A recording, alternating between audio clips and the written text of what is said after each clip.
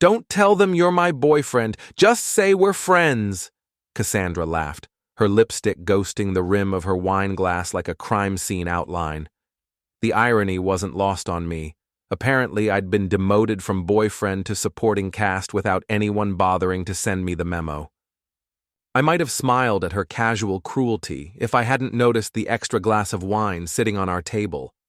Already poured, already paid for, with another man's name on the receipt that our waiter had helpfully left face up next to the breadbasket. Marcus Whitfield. I knew that name. Everyone in our social circle knew that name. Old money, new attitude, and married to one of the most connected women in Manhattan's charity circuit. The kind of man who collected beautiful things, art, cars, apparently other people's girlfriends. Sure thing, Cass, I said, pocketing the receipt while she checked her reflection in her phone screen. Wouldn't want to complicate your evening. She missed the edge in my voice entirely, too busy adjusting her hair for what I was beginning to realize wasn't actually our dinner date. The restaurant, Le Bernardin, naturally, buzzed with the kind of expensive conversation that happens when people have more money than sense and more secrets than money. Actually, I should mention, she said, not looking up from her phone, Marcus might stop by later. Just to say hello. Marcus might stop by. Right, like the Pope might stop by the Vatican. How thoughtful of him, I replied, signaling our waiter. Tell me, does Marcus usually pre-order wine for his casual hellos, or am I witnessing something special here? Her face went through several interesting color changes, pale to pink to that particular shade of red that happens when someone realizes they've been caught with their hand in the cookie jar, or in this case their tongue down another man's throat.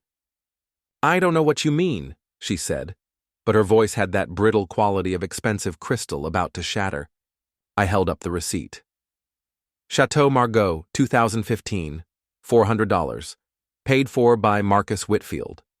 Unless you've developed multiple personality disorder and one of them is a middle-aged investment banker, I think we both know exactly what this means. The waiter appeared at my elbow with perfect timing. Will there be anything else this evening, sir? Actually, yes, I said, pulling out my phone. I'd like to send a little thank you note to Mrs. Whitfield. You know how important it is to express gratitude when someone's husband buys your girlfriend dinner. Cassandra's wine glass hit the table hard enough to slosh Chateau Margaux onto the white tablecloth. You wouldn't. Watch me. I opened Instagram, found Samantha Whitfield's profile, because of course she had one, complete with photos of charity galas and her perfect marriage, and started typing, Your husband has excellent taste in wine. The Chateau Margaux he bought for my girlfriend tonight was exceptional. Thought you should know how generous he's been. A concerned friend. Send. There, I said, standing and dropping my napkin on the table. Now you and Marcus can have that intimate dinner you've been planning. Don't worry about the bill. I charged it to the credit card I found in your purse, the one with S. Whitfield's name on it. Funny how you just happened to have that. I left her sitting there, mouth open like a fish gasping for water, surrounded by the wreckage of her carefully planned deception. The maitre d' gave me a knowing nod as I walked out. Apparently, I wasn't the first man to discover his girlfriend's creative interpretation of monogamy at Le Bernardin. My phone buzzed as I hit the sidewalk. Unknown number. Meet me tomorrow. I know what you're doing. S. Well, apparently Mrs. Whitfield was more interesting than her charity gala photos suggested. Samantha Whitfield's apartment occupied an entire floor of a pre-war building on Fifth Avenue, the kind of place where the doorman wore white gloves and knew everyone's secrets. She answered the door herself. No staff, I noticed, wearing jeans and a Columbia sweatshirt that probably cost more than my monthly rent. You must be the boyfriend, she said, stepping aside to let me in. Former boyfriend, I assume, given last night's fireworks. Ethan Cross, I said, offering my hand. And yes, I've been recently downsized from that position. She had a firm handshake and the kind of direct eye contact that suggested she'd been dealing with liars for a long time. Samantha, but you already knew that, didn't you? Nice Instagram message, by the way. Very direct. Her living room looked like something out of Architectural Digest, all clean lines and expensive taste, with floor-to-ceiling windows overlooking Central Park. The kind of place where adultery probably felt like a minor inconvenience rather than a life-altering betrayal. "I'm not usually one for subtlety," I said, settling into a chair that probably cost more than my car. "How long have you known?" "About Marcus and your girlfriend? 3 months? About you? Since about 10 minutes after you sent that message." She poured herself coffee from a silver service that looked like it belonged in a museum. "Want some?" "It's Ethiopian. Single origin. Marcus bought it to impress his yoga instructor." "Different yoga instructor, or are we talking about a pattern here?" "Oh, there's definitely a pattern." She sat across from me, curling her legs under her like a cat preparing to pounce. "Cassandra is number 4 this year, that I know of." I felt something cold settle in my stomach. 4? Marcus collects beautiful, ambitious women the way other men collect vintage cars. He wines them, dines them, makes them feel special, then moves on when the novelty wears off. Usually takes about 6 months. She sipped her coffee, studying me over the rim. "How long have you and Cassandra been together?" 8 months. "Then you're overdue." The casual way she said it, like discussing the weather or the stock market, made me realize that Samantha Whitfield was not the grieving, betrayed wife I'd expected to find. She was something much more dangerous, a woman who'd moved past hurt and into strategy. "So what's your play here?" I asked. "Divorce? Public humiliation? Private investigators?" She laughed, a sound like crystal chimes in a windstorm. "Oh, Ethan, you're thinking too small. Marcus doesn't just collect women, he collects them for a reason. He and his little harem have a private club, very exclusive, very compromising." "Compromising how?" "Let's just say the photos and videos they share would be career-ending for most of the participants. Married politicians, CEOs, society wives looking for excitement. Nothing illegal, mind you, but definitely not the kind of thing you'd want your board of directors to see." I set down my coffee cup, my mind racing. "And you know this because I've been documenting everything for months. Bank statements, hotel receipts, text messages Marcus was careless enough to leave on his iPad. I was planning to use it all in divorce proceedings, but then your little Instagram message gave me a better idea." She stood and walked to the window, her reflection ghost-like against the glass. "There's a charity gala next Friday, the Spring Arts Foundation. Everyone who's anyone will be there, including Marcus's little club members. What would you say to giving them all a night they'll never forget?" "What did you have in mind?" She turned back to me, and her smile was sharp enough to cut glass. "A presentation, a slideshow, if you will, set to music, very artistic, very revealing." My phone buzzed. Text from Cassandra. "We need to talk. Now." I showed Samantha the message. She read it, and her smile widened. "They're getting nervous," she said. "Good. Nothing like a little panic to make people sloppy." Another buzz. This time from an unknown number. "Back off or you'll regret it. This is your only warning." "And there's Marcus," Samantha said, reading over my shoulder. "Right on schedule. He always did have a flair for the dramatic." I looked at her. This perfectly composed woman in her perfect apartment, planning the perfect revenge, and felt something shift inside me. Maybe it was anger. Maybe it was excitement. Maybe it was just the realization that I'd found someone who understood that sometimes the best response to betrayal isn't tears or forgiveness. Sometimes it's war. "I'm in," I said. "Good." She walked to an antique desk and pulled out a folder thick with documents. "Because we have a lot of work to do and only 6 days to do it." As she spread photos and bank statements across her coffee table, I couldn't help but admire the thoroughness of her preparation. Cassandra and Marcus had picked the wrong people to underestimate. My phone buzzed again. Another unknown number. "Your friend's apartment is being watched. They know you're there, Jay." I showed the message to Samantha.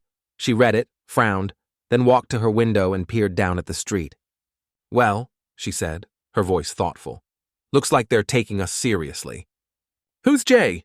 I have no idea. But whoever they are, they're right.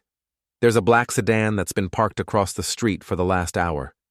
She turned back to me, and her expression had shifted from amused to predatory. Ethan, I think we just graduated from divorce proceedings to something much more interesting. The Spring Arts Foundation Gala was the kind of event where Manhattan's elite gathered to write tax-deductible checks while pretending to care about culture. Held in the ballroom of the Plaza Hotel, it attracted everyone from tech billionaires to Supreme Court justices, all dressed in their finest and ready to be seen supporting the arts. In other words, it was the perfect venue for a public execution. I adjusted my bow tie in the men's room mirror, checking my appearance one last time. Black tuxedo, rented but well-fitted. Hair styled just enough to look like I hadn't tried too hard. The kind of understated elegance that would let me blend in with the crowd until the moment I needed to stand out. My phone buzzed with a text from Samantha. Equipment check complete. T-minus 30 minutes. Break a leg, preferably Marcus's. I smiled despite my nerves. Over the past week, Samantha had revealed herself to be a master strategist with a wicked sense of humor and absolutely zero tolerance for her husband's bullshit. She'd also turned out to be surprisingly tech-savvy. The slideshow we'd prepared wasn't just a collection of incriminating photos. It was a multimedia experience, complete with audio recordings and financial documents, all set to a soundtrack that would make the evening unforgettable. The ballroom was already packed when I arrived, a sea of designer gowns and expensive suits floating between silent auction displays and champagne stations. I grabbed a drink and started circulating, looking for familiar faces and keeping an eye out for the main players in tonight's drama. I spotted Marcus first, holding court near the stage with a group of admirers hanging on his every word. He looked exactly like what he was, a man who'd never been told no in his life, radiating the kind of confidence that comes from inherited wealth and unearned privilege. His tuxedo probably cost more than most people's cars, and his smile had the practiced warmth of a politician or a sociopath. Cassandra stood beside him, stunning in a red dress that hugged her curves like a second skin. She was playing the perfect companion, laughing at his jokes, touching his arm at just the right moments, making him look like the kind of man who could attract a woman like her. Which, I had to admit, he could, at least temporarily. What they didn't know was that every word they'd spoken, every plan they'd made, every casual betrayal they'd shared had been carefully documented by the woman they'd both underestimated. "Quite a turnout," said a voice beside me. I turned to find a woman in her 50s, elegantly dressed and holding a martini like she'd been born with one in her hand. She had the kind of sharp intelligence in her eyes that suggested she missed very little. "Julia Hartwell," she said, extending a manicured hand, "and you must be Ethan Cross. Samantha's told me so much about you." The mysterious Jay, I realized. "All good things, I hope." "Oh, the best. She says you're about to give everyone here a lesson in consequences." Julia's smile was razor sharp. "I do love a good education." Before I could ask how she knew Samantha, the lights dimmed, and a voice over the PA system announced that the evening's program was about to begin. I watched as Marcus straightened his shoulders and began making his way toward the stage. Apparently, he was scheduled to speak. My phone buzzed with another text from Samantha. "Change of plans. Marcus is going first. This is even better. Get ready." I looked around the ballroom, spotting the subtle signs of Samantha's preparation. The AV technician by the projection booth who'd been paid to look the other way. The photographer whose camera was aimed not at the stage, but at the audience. The carefully positioned recording devices that would capture every gasp, every whispered comment, every moment of shocked recognition. Marcus took the microphone with the easy confidence of a man accustomed to being the center of attention. "Ladies and gentlemen, welcome to what I'm sure will be an unforgettable evening." He had no idea how right he was. "Before we begin tonight's festivities," he continued, "I'd like to take a moment to talk about the importance of supporting the arts and the role that private patronage plays in." The lights dimmed further, and the large screen behind Marcus flickered to life. For a moment, it showed the Foundation's logo, exactly as planned. Then, seamlessly, it transitioned to something else entirely. A photo of Marcus and Cassandra in what was clearly a hotel room, engaged in activities that definitely weren't covered in the Foundation's mission statement. The ballroom went dead silent. Marcus spun around, saw the image, and his face went through the same color changes I'd seen on Cassandra a week earlier. But the slideshow was just getting started.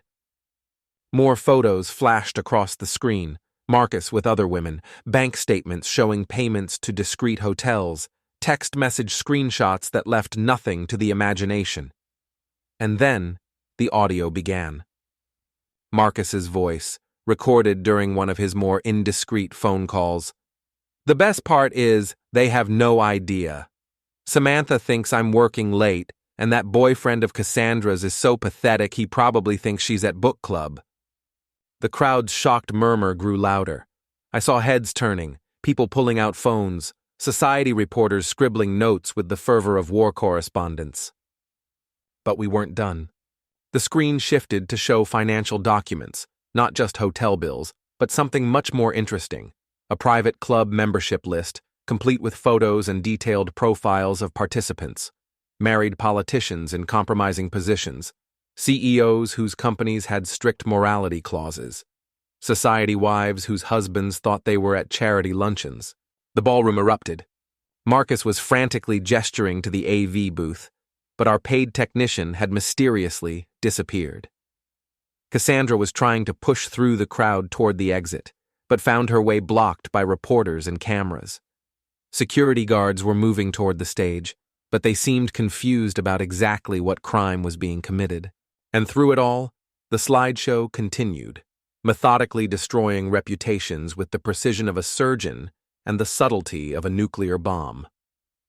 I felt a hand on my arm and turned to find Julia Hartwell grinning like a shark that had just spotted a bleeding swimmer. Now that, she said, raising her martini in a toast, is how you throw a party. My phone buzzed with a text from Samantha. Phase 1 complete. Meet me backstage. Time for Phase 2. As I pushed through the chaos toward the stage, I caught a glimpse of Marcus's face. The confident smile was gone, replaced by something that looked like panic seasoned with rage. He'd spotted me in the crowd, and his expression made it clear that he knew exactly who was responsible for his very public humiliation. Good. I'd been looking forward to a face-to-face conversation. The backstage area of the Plaza Ballroom was a maze of curtains, equipment, and frantic staff trying to figure out what had just happened to their carefully planned evening. I found Samantha in a corner, calmly packing up a laptop while the chaos swirled around us. How do you feel? She asked, not looking up from her work. Like I just watched a masterclass in public humiliation, I said. That was beautiful.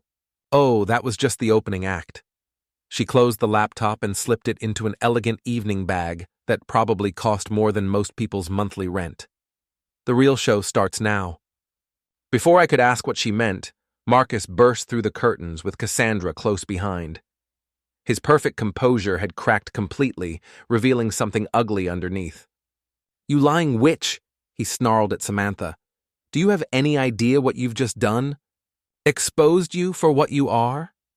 Samantha replied, her tone as casual as if she were discussing the weather. Yes, I have a pretty good idea. Marcus took a step toward her, his hands clenched into fists, but I moved to intercept him. I wouldn't, I said quietly. He turned his attention to me, and I saw something dangerous flicker in his eyes. You pathetic little nobody. Do you think this is over? Do you think you can just humiliate me and walk away? Actually, yes, I said. That's exactly what I think. Cassandra stepped forward, tears streaming down her face, but I noticed they were the kind of tears that didn't mess up her makeup. Ethan, please. You have to understand. I understand perfectly. I cut her off. You're a liar and a cheat, and you got caught. The only thing I don't understand is how I didn't see it sooner. This isn't over, Marcus repeated, his voice low and threatening. You have no idea who you're dealing with. I have connections, resources. Had, Samantha corrected. Past tense. Because about half of your connections were just exposed in that slideshow, and the other half are going to distance themselves from you faster than you can say scandal. She was right. Through the curtains, we could hear the ballroom buzzing with conversation, the sound of a social ecosystem reorganizing itself around a new reality. By tomorrow morning, Marcus Whitfield would be persona non grata in the circles that had once welcomed him. You don't know what you've done, Cassandra said, her voice desperate. There are people involved in this who won't just let it go. Powerful people. Like who? I asked. She glanced at Marcus, who shot her a warning look. I can't. She means the other club members, Samantha said calmly. The ones whose photos were just broadcast to 300 of Manhattan's most connected people. They're probably not very happy right now. My phone buzzed with a text from an unknown number. Parking garage. Level B2. Come alone, or your friend gets hurt. I showed the message to Samantha. She read it and frowned. Subtle, she said. Marcus, I don't suppose you know anything about this? I don't know what you're talking about, he said. But his eyes had shifted away from hers. Another text, 5 minutes.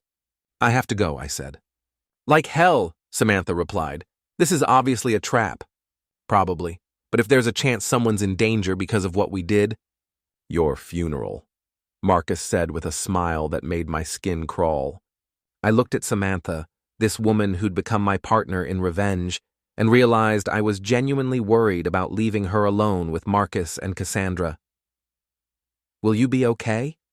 Oh, I'll be fine, she said, pulling something small and metallic from her purse.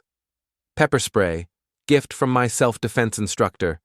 Marcus, I believe you know her. Brunette, yoga teacher, very flexible. Marcus's face went red, and I had to suppress a laugh despite the circumstances. Even facing threats and potential violence, Samantha couldn't resist getting in one more shot. Go, she said to me. But be careful. And Ethan? Whatever happens down there, remember? We already won. Everything else is just cleanup. I pushed through the curtains and headed for the elevator, my mind racing through possibilities. Who had sent the text? What did they want? And how much trouble was I walking into? The elevator descended with mechanical precision, each floor bringing me closer to what felt like a confrontation I wasn't prepared for. But as the numbers counted down, I realized something. I wasn't the same person who'd sat in that restaurant a week ago, watching his girlfriend dismiss him as just a friend. That person had been passive, accepting, willing to be underestimated. This person was ready for a fight. The plaza's parking garage was a concrete maze of shadows and expensive cars, the kind of place where conversations happened that people didn't want recorded. I found level B2 mostly empty, just a few scattered vehicles and the hum of ventilation systems echoing off the walls. I was checking my phone for the time when I heard footsteps behind me. Mr. Cross. I turned to find a woman in her 40s, professionally dressed despite the late hour, flanked by 2 men who had the unmistakable bearing of private security. She had the kind of neutral expression that suggested she was accustomed to handling delicate situations. My name is Diana Marsh, she said. I represent certain individuals who were featured in tonight's presentation. Let me guess, I said. They're not happy. That would be an understatement. She stepped closer, her heels clicking on the concrete. What happened tonight was more than just embarrassing, Mr. Cross. It was potentially catastrophic for some very important people. Important people who were cheating on their spouses and engaging in activities they wouldn't want their constituents to know about. Important people who have families, careers, and responsibilities that extend far beyond their personal indiscretions. Her voice remained level, but I caught the steel underneath. People who might be willing to go to considerable lengths to contain the damage. One of her security guards shifted slightly, his jacket opening just enough to reveal a shoulder holster. The message was clear without being explicitly threatening. What do you want? I asked. The source files, all of them.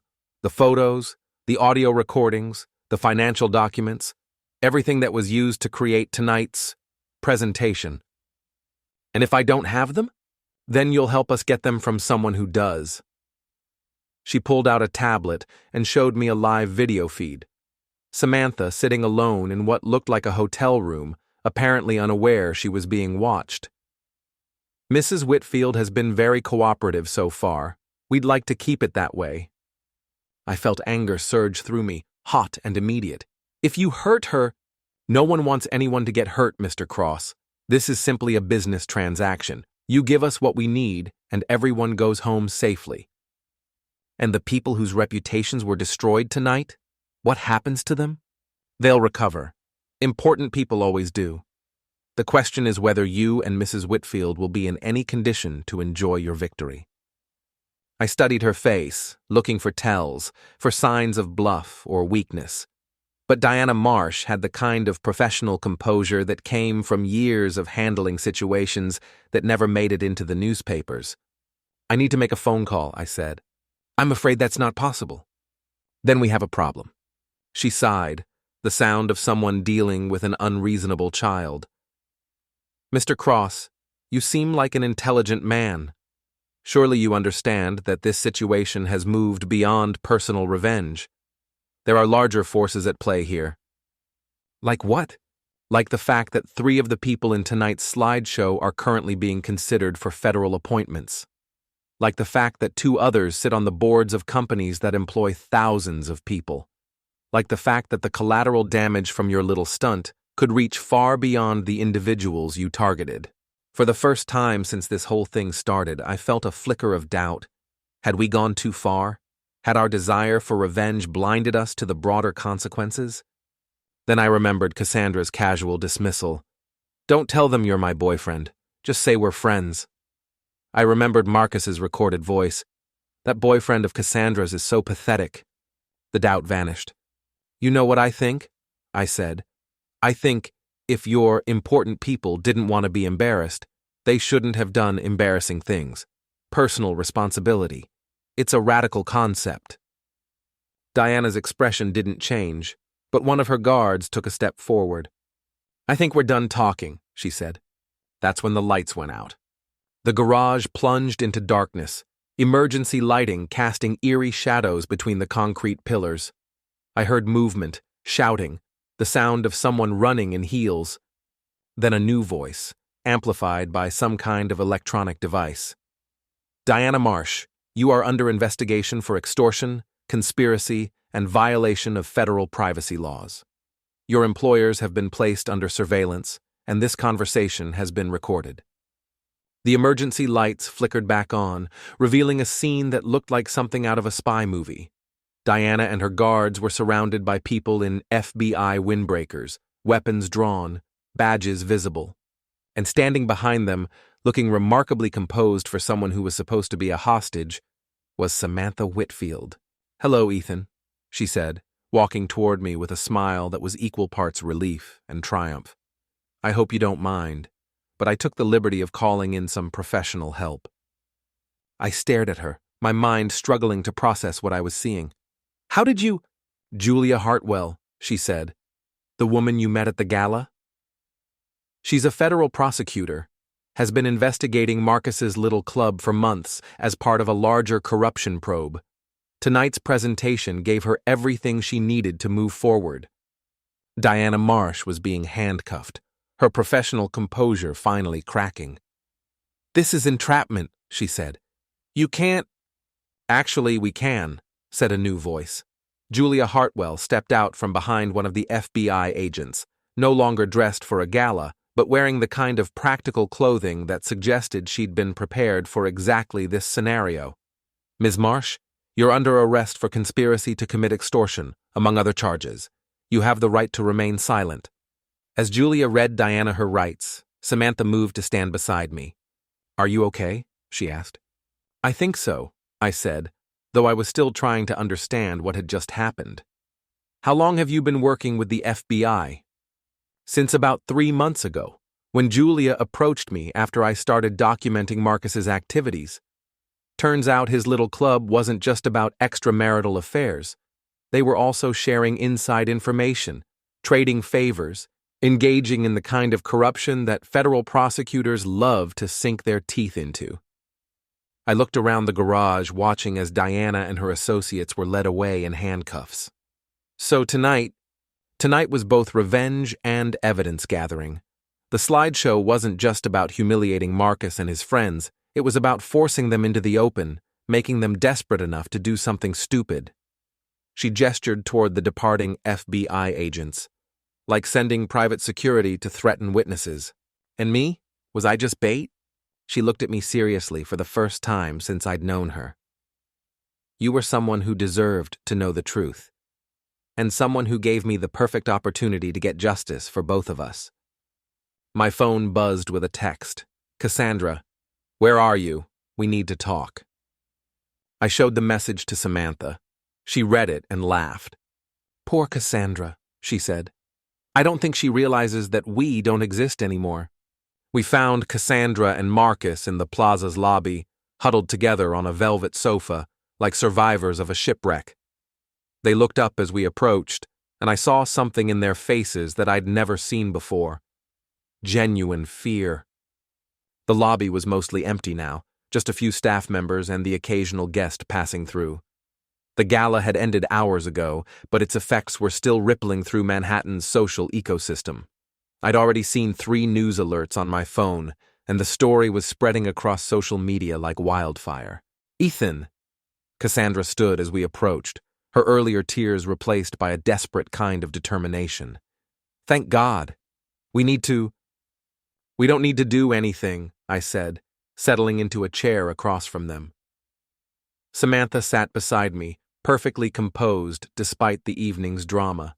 Marcus looked older than he had a few hours earlier, his confidence replaced by something that looked like panic barely held in check. Do you have any idea what you've done? He asked. The people you've destroyed? I have a pretty good idea, I said. The question is, do you? This isn't a game, he continued. There are consequences. Yes, there are, Samantha interrupted, which is why you're both going to want to listen very carefully to what happens next. She pulled out her phone and opened what looked like a news app. The FBI raid on your club's headquarters happened about an hour ago. They found servers full of compromising material, financial records, and evidence of what prosecutors are calling a sophisticated corruption network. The stories already hit the Times, the Post, and CNN. Cassandra's face went white. Raid? Oh yes, Samantha continued, scrolling through the articles. Apparently, your little private club wasn't as private as you thought. Federal investigators have been watching for months, and tonight's presentation gave them everything they needed for search warrants. She held up her phone, showing a photo of FBI agents carrying boxes out of an upscale Manhattan townhouse. 12 arrests so far, including 2 sitting congressmen and a federal judge. Marcus, I believe you know them all personally. Marcus slumped back in his chair, the last of his arrogance finally deserting him. Jesus Christ. The best part, I said, unable to keep the satisfaction out of my voice, is that none of this would have happened if you'd just been honest. If you'd broken up with me, Cassandra, instead of making me feel like I was crazy for suspecting something. If you'd divorced Samantha, Marcus, instead of humiliating her while stealing her money to fund your affairs. We never meant, Cassandra started. You never meant to get caught, Samantha finished. There's a difference. My phone rang.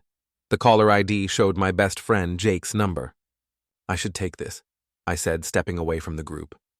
Dude! Jake's voice was excited, breathless. Are you seeing the news? That slideshow thing is everywhere. Twitter, Instagram, TikTok. Someone recorded the whole thing and it's gone viral. Spring art scandal is trending. I looked back at Cassandra and Marcus, still huddled on their sofa like children waiting to be punished.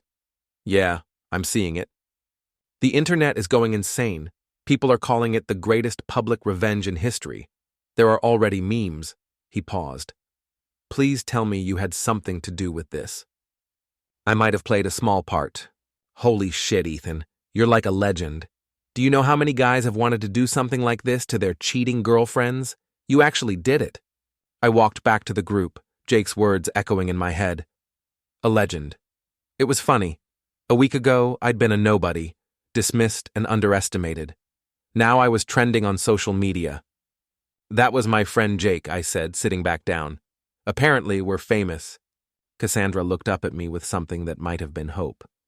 Ethan, if we could just talk privately. No.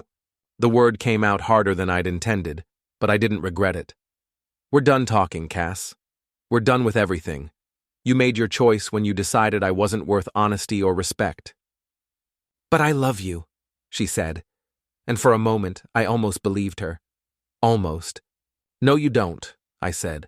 You love the idea of having someone safe to come back to when your exciting affairs get complicated. You love having someone you can dismiss and underestimate and manipulate. But you don't love me. Marcus cleared his throat. Look, maybe we can work something out. I have money. Had money, Samantha corrected.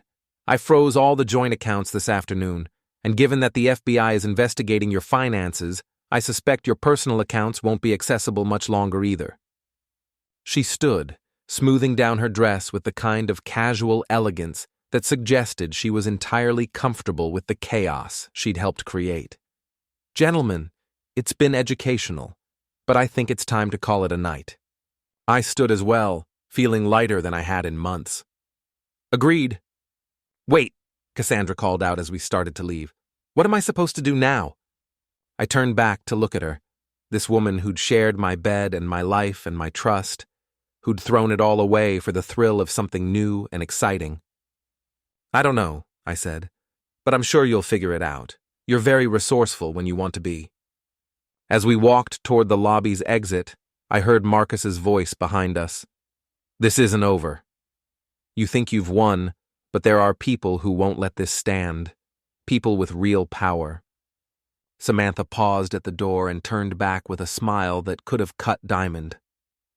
Marcus, she said, her voice carrying clearly across the marble lobby.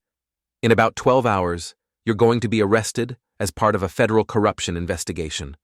Your assets will be frozen, your reputation will be destroyed, and your friends will pretend they never knew you.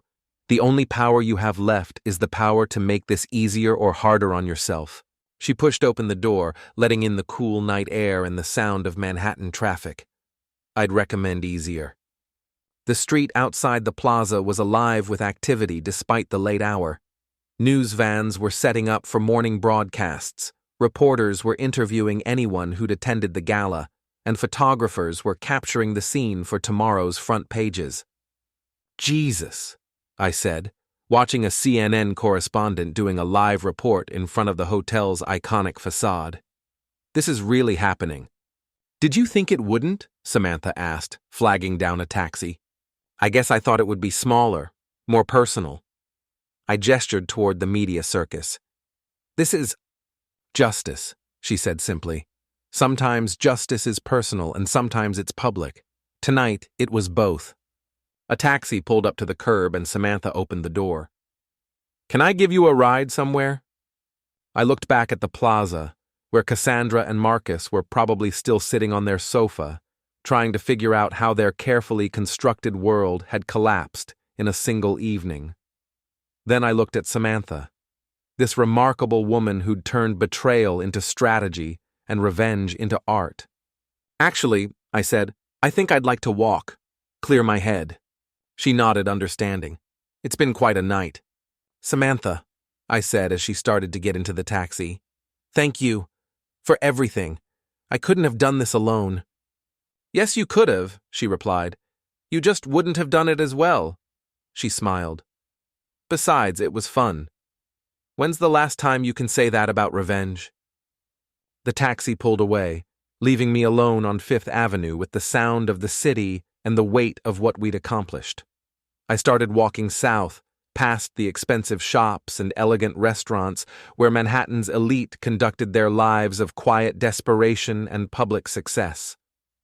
My phone buzzed constantly, texts from friends who'd seen the news, calls from reporters who'd somehow gotten my number, notifications from social media platforms where I was apparently becoming famous.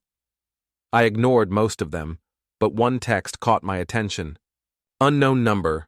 Well played. You've got bigger balls than I gave you credit for.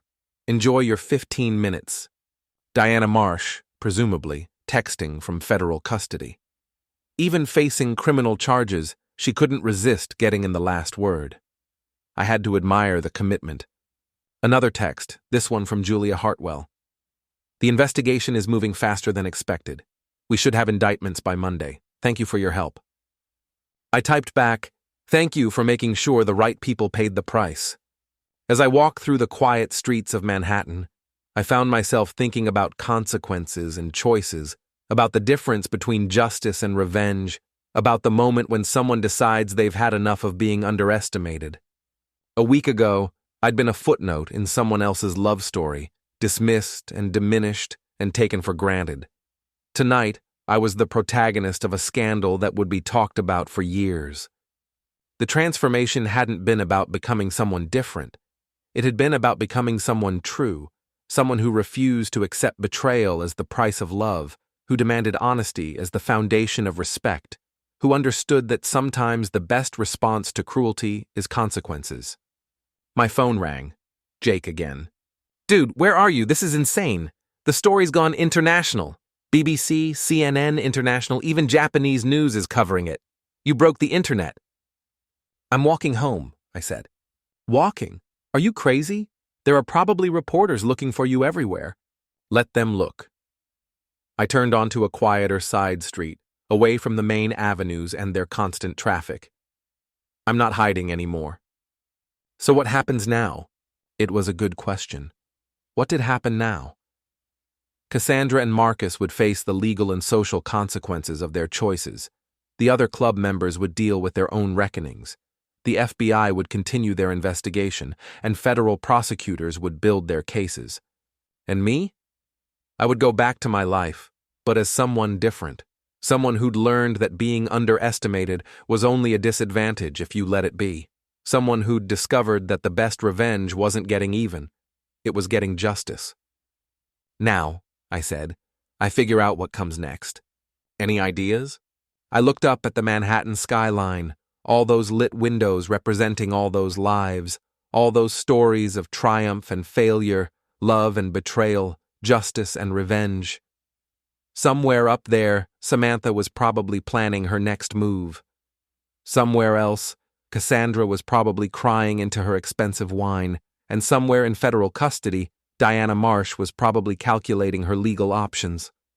"Yeah," I said, smiling as I walked through the city that had witnessed my transformation from footnote to headline. "I've got a few ideas." The phone buzzed with another notification, another interview request, another friend reaching out, another piece of evidence that tonight had changed everything. I silenced the phone and kept walking, finally comfortable with being the center of attention, finally ready for whatever came next. After all, when you've just pulled off the greatest public revenge in Manhattan's recent memory, the future starts to look full of interesting possibilities. And I was done being underestimated.